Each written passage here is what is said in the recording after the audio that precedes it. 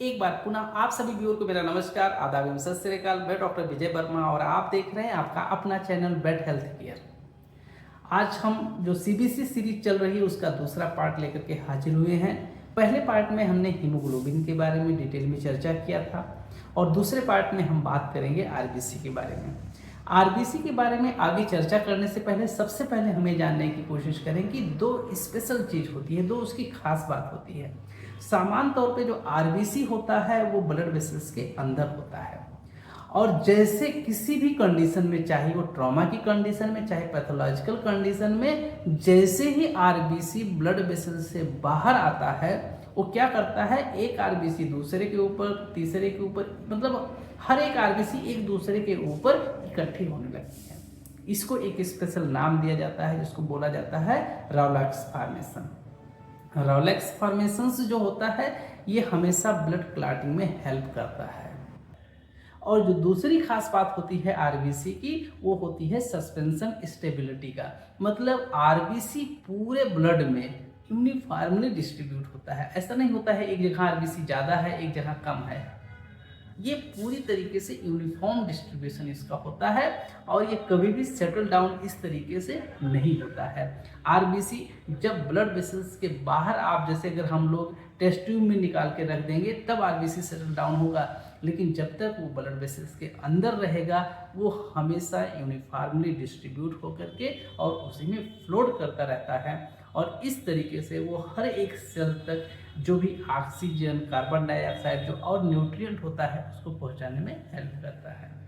तो आइए अब हम ये जानते हैं कि जब सीबीसी का रिपोर्ट हम देखते हैं तो उसमें जो आरबीसी होता है, आरबीसी के सामने कुछ नंबर्स दिए जाते हैं। ये नंबर्स सामान्य नंबर से या तो कम होंगे या तो ज़्यादा होंगे।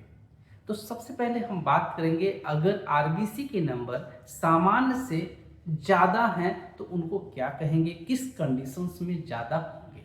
तो सबसे पहले ये समझिएगा, किसी भी एनिमल में या ह्यूमन में जो आरबीसी का नॉर्मल लेवल होता है अगर उससे ज़्यादा होता है तो उसको बोला जाता है पॉलीसाइथीमिया कंडीशंस। अब ये पॉलीसाइथीमिया कंडीशंस स्पेशली दो तरह का होता है, एक को प्राइमरी पॉलीसाइथीमिया बोलते हैं और दूसरे को सेकेंडरी पॉलीसाइथीमिया बोलते हैं। जो हमारा प्राइमरी पॉलीसाइथीमिया होता है इसी को स्पेशल नाम एक और दिया जाता है polycythaemia vera. Polycythaemia vera condition जो डेवलप होता है वो तब होता है जब हमारे जो एनिमल होते हैं उनका जो रेड बोन मैरो होता है, अगर वहाँ पे मैलिग्नेंसी वाली कंडीशन डेवलप हो जाती है, मतलब वहाँ का उनका ओवर ग्रोथ होने लगता है, तो उस कंडीशंस में आरबीसी का प्रोडक्शंस बहुत ज़्यादा होने लगता है। इसके अलावा जो सेकेंडरी पॉलीसाइथीमिया होता है ये पैथोलॉजिकल कंडीशन होता है उसकी वजह से होता है। जैसे अगर किसी एनिमल में एक रिस्पिरेटरी डिजीज होती है उसको इम्फाइस्मा बोलते हैं, तो उस कंडीशंस में पॉलीसाइथीमिया आपको देखने को पाएंगे, मतलब नंबर ऑफ आरबीसी उस कंडीशंस में बढ़ी हुई आपको मिलेगी। या किसी एनिमल में कंजेनाइटल हार्ट डिजीज है तो उस कंडीशंस में भी आरबीसी बढ़ी हुई मिलेगी। इसके अलावा एक तीसरी कंडीशन भी होती है, एक डिजीज होता है जिसको हम लोग आयरजा डिजीज बोलते हैं। इसमें क्या होता है कि जो राइट वेंट्रिकल होता है उसकी हाइपरट्रॉफी हो जाती है और उसकी वजह से क्या होता है कि जो लंग में ब्लड जा रहा होता है उसकी जो मात्रा होती है वो कम हो जाती है, मतलब लंग में हाइपोक्सिया की कंडीशन डेवलप होने लगती है और जिस वजह से फिर दोबारा से आरबीसी का प्रोडक्शन बढ़ जाता है। इसके अलावा चौथा जो कारण होता है, कुछ पॉइजनिंग कंडीशन होती है, जैसे किसी एनिमल में अगर कार्बन मोनोऑक्साइड का लंबे समय तक पॉइजनिंग होगा या आर्सेनिक की पॉइजनिंग होगी या फास्फोरस की पॉइजनिंग होगी, इस सारी पॉइजनिंग में आरबीसी का लेवल ऑटोमेटिक बढ़ जाता है। तो ये भी स्पेशली जो होता है सेकेंडरी पॉलीसाइथीमिया के अंतर्गत आता है। इसके अलावा अगर किसी एनिमल में लंबे समय तक ब्लीडिंग हो रही है किसी भी कारण से, चाहे पैथोलॉजिकल वजह हो या कोई और वजह हो, तो उस कंडीशंस में एनिमल में आरबीसी के नंबर बढ़ जाते हैं। इसके अलावा दो स्पेशल कंडीशन होता है, वो कंडीशन अगर किसी एनिमल में सेट हो गया तो उसमें भी आरबीसी के नंबर बढ़ जाएंगे। जैसे किसी एनिमल में लंबे समय तक हाइपोक्सिया कंडीशन डेवलप हो गया। हाइपोक्सिया का मतलब होता है कि उसके ब्लड में ऑक्सीजन की मात्रा कम पहुंच रही है। और ये जो कंडीशन है कैसे डेवलप हो जाता है, जैसे किसी एनिमल को आप प्लेन एरिया में रखे हुए हैं, जैसे हम लोग प्लेन एरिया में रहते हैं, अगर यहाँ के एनिमल को हम हिली रीजन में ले जाएं, जो हिल होता है, जो पहाड़ी होती है, वहाँ पे ऑक्सीजन की मात्रा कम होती है, जो कि ऊंचाई पे होता है। तो जब ऑक्सीजन की मात्रा उस एनिमल को कम मिलेगी तो उसके ब्लड में ऑटोमेटिक ऑक्सीजन का लेवल कम होगा और उस वजह से उस एनिमल में हाइपोक्सिया कंडीशन डेवलप होगी। और जो ये हाइपोक्सिया कंडीशंस लंबे समय तक डेवलप हुई, उसकी वजह से एक हार्मोन रिलीज होता है जिसको हम लोग इरेथ्रोपोएटिन हार्मोन कहते हैं। और इरेथ्रोपोएटिन हार्मोन स्टिमुलेट करता है इरेथ्रोपोइसिस प्रोसेस को। इरेथ्रोपोइसिस प्रोसेस कहते हैं आरबीसी के फॉर्मेशन को। मतलब ये जो हाइपोक्सिया कंडीशन हो गया, इस वजह से धीरे धीरे उस एनिमल में आरबीसी की संख्या बढ़ती चली जाएगी। लेकिन इस बढ़ी हुई आरबीसी से उस एनिमल को कोई प्रॉब्लम नहीं होगा। इसके अलावा एक और कंडीशन होता है, अगर किसी एनिमल में जो थायरॉक्सिन हार्मोन होता है उसका लेवल बढ़ जाए, मतलब हाइपरथायरॉयडिज्म के कंडीशंस में भी उस एनिमल में जो आरबीसी के नंबर होते हैं वो बढ़े हुए मिलेंगे। तो ये सारे कंडीशंस हैं, जब किसी एनिमल में बढ़े हुए आरबीसी आप पाएं तो इन सभी के बारे में आपको एक एक करके सोचना है और फिर उसकी हिस्ट्री से और जो और आपने टेस्ट कराया है उससे कोरिलेट करना है और फिर उसको अपना एक टेंटेटिव डायग्नोसिस बनाना है और फिर उसके रिस्पेक्ट में आपको इलाज करना है। अभी तक हमने आपसे बात किया, जो सीबीसी का रिपोर्ट देखते हैं और उसमें अगर आरबीसी के नंबर बढ़े हुए मिलते हैं तो आपको किस किस बारे में सोचना है। अब हम बात करेंगे जब हम किसी एनिमल के सीबीसी का रिपोर्ट देखें और उसमें हमको ये मिले कि आरबीसी के नंबर कम है, तब हमको किस किस चीज़ के बारे में सोचना है। सबसे पहले आप समझिएगा कि जो आरबीसी के बढ़ने की प्रोसेस होती है उसको हम लोग क्या कहते हैं, इरेथ्रोपोइसिस। और इस इरेथ्रोपोइसिस प्रोसेस को जो स्टार्ट करता है उसके लिए हार्मोन जिम्मेदार होता है इरेथ्रोपोएटिन। कहने का मतलब मेरा यह है, अगर किसी एनिमल में किसी भी कारण से इरेथ्रोपोएटिन हार्मोन का लेवल कम होगा तो उस एनिमल में आरबीसी के नंबर कम होंगे।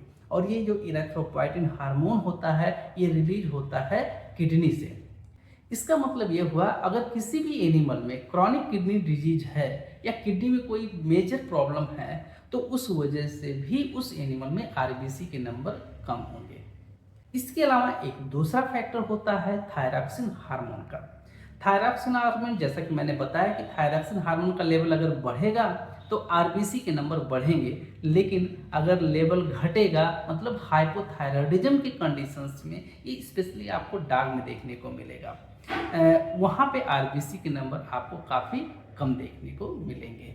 क्योंकि जो थायरॉक्सिन हार्मोन होता है वो मेटाबॉलिक प्रोसेस को पूरा कंट्रोल करता है और अगर थायरॉक्सिन का लेवल कम होगा तो metabolic process automatic slow down होगा और उसकी वजह से इरेथ्रोपोइसिस जो प्रोसेस होता है वो स्लो डाउन हो जाता है और जिसकी वजह से आरबीसी का फॉर्मेशन भी कम होने लगता है।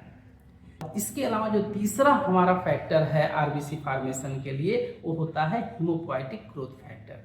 हीमोपोएटिक ग्रोथ फैक्टर जिसमें इंटरल्यूकिन 3, इंटरल्यूकिन 2 और इंटरल्यूकिन 11 का विशेष रोल होता है।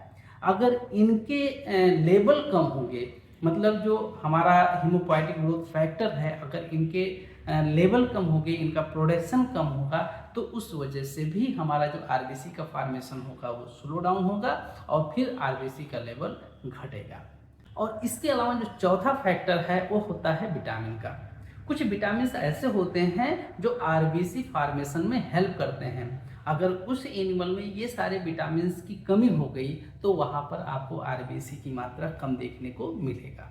जैसे विटामिन हमारा B3 है जिसको हम नियासिन के नाम से जानते हैं, विटामिन C है, विटामिन D है, विटामिन E है। एक एक करके आइए जानते हैं, अगर किसी एनिमल में आरबीसी के नंबर कम हुए हैं विटामिन B3 की वजह से तो उस कंडीशंस में उस एनिमल में एनीमिया के साथ साथ उस एनिमल में पेलाग्रा की कंडीशन भी देखने को मिलेगी। इसके अलावा अगर विटामिन C की कमी की वजह से आरबीसी के नंबर कम हुए हैं तो उस एनिमल में एनीमिया के साथ साथ स्कर्वी वाले सिम्टम्स देखने को पाएंगे। और अगर विटामिन D की कमी की वजह से आरबीसी के नंबर कम हुए हैं तो वहाँ पे एनीमिया के साथ साथ रिकेट्स वाली कंडीशन देखने को आपको मिलेगा।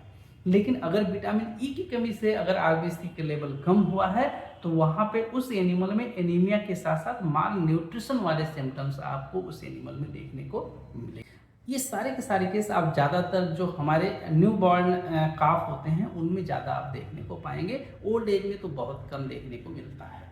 इसके अलावा कुछ और विटामिन होते हैं जैसे विटामिन B9 जिसको हम लोग फोलिक एसिड के नाम से जानते हैं। ये क्या करता है, आरबीसी को मेच्योर होने में हेल्प करता है। तो जब भी किसी एनिमल में फोलिक एसिड की कमी होगी तो उस केस में उस एनिमल में इमेच्योर आरबीसी के नंबर से ज़्यादा होंगे, मतलब मेच्योर आरबीसी के नंबर आपको कम देखने को पाएंगे। इसके अलावा एक और विटामिन होता है जिसको विटामिन B12 कहते हैं, जिसको हम लोग कोवेलामाइन के नाम से जानते हैं।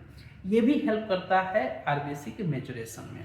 इसके अलावा इसमें एक बहुत ही इम्पॉर्टेंट फैक्टर होता है जिसको हम लोग इंट्रिंसिक फैक्टर ऑफ कैस्टिल बोलते हैं।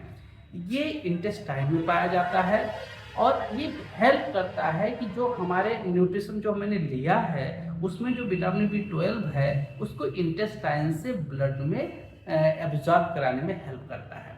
मतलब अगर किसी एनिमल में इंट्रिंसिक ग्रोथ फैक्टर ऑफ कैस्टिल एब्सेंट है या इसके नंबर कम है तो उस एनिमल के इंटेस्टाइन में B12 तो रहेगा लेकिन वो ब्लड के अंदर नहीं जा पाएगा, और जब तक ब्लड के अंदर नहीं जा पाएगा तो वो वहाँ से उस स्थान पे नहीं जा पाएगा जहाँ पे इरेथ्रोपोइसिस प्रोसेस चल रही है। और ये भी हेल्प करता है उस आरबीसी के मेच्योरेशन में, मतलब उस कंडीशन में आरबीसी मेच्योर आपको नहीं मिलेगी। तो इस कंडीशन में जो एनीमिया कंडीशन डेवलप होती है उसको एक स्पेशल नाम दिया जाता है जिसको हम लोग पर्नीशियस एनीमिया कहते हैं।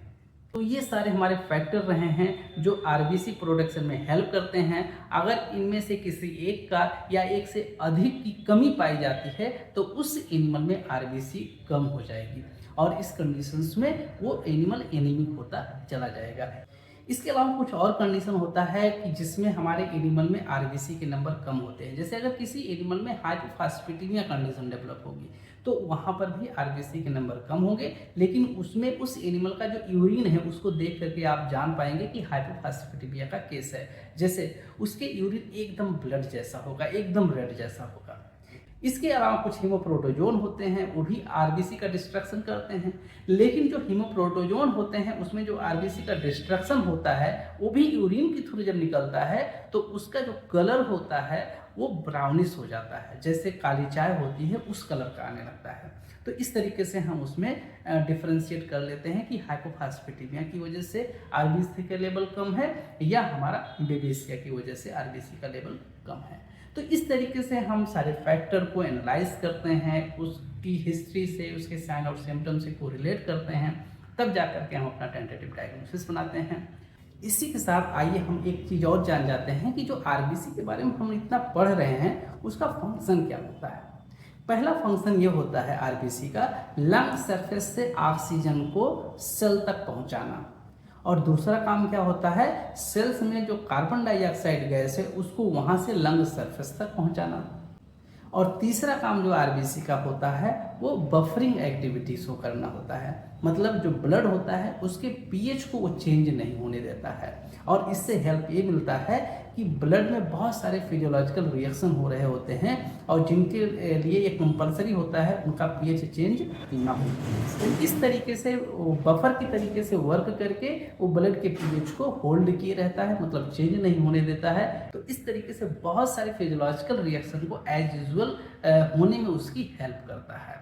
इसके अलावा आरबीसी का एक और काम होता है, वो होता है कि उसमें एक एंटीजन होता है और उसी एंटीजन के बेसिस पे हम जान पाते हैं कि हमारा ब्लड ग्रुप क्या है, और वही ब्लड ग्रुप बताता है कि हमको किसका ब्लड चढ़ाना है, किसका ब्लड नहीं चढ़ाना है। तो ये सारे हमारे आरबीसी के वर्क होते हैं। तो उम्मीद करता हूँ ये जितनी भी इंफॉर्मेशन हम आपको दे रहे हैं उसको फील्ड कंडीशन में आप अप्लाई करेंगे, और इससे क्या होगा, आपका भी फायदा होगा और जो ओनर होगा उसका भी फायदा होगा। इसी के साथ हम अपनी वारी को विराम देते हैं, मिलते हैं अगले दिन इसके नेक्स्ट पार्ट में। तब तक के लिए आप सभी व्यूअर का बहुत बहुत धन्यवाद। जय हिंद, जय भारत।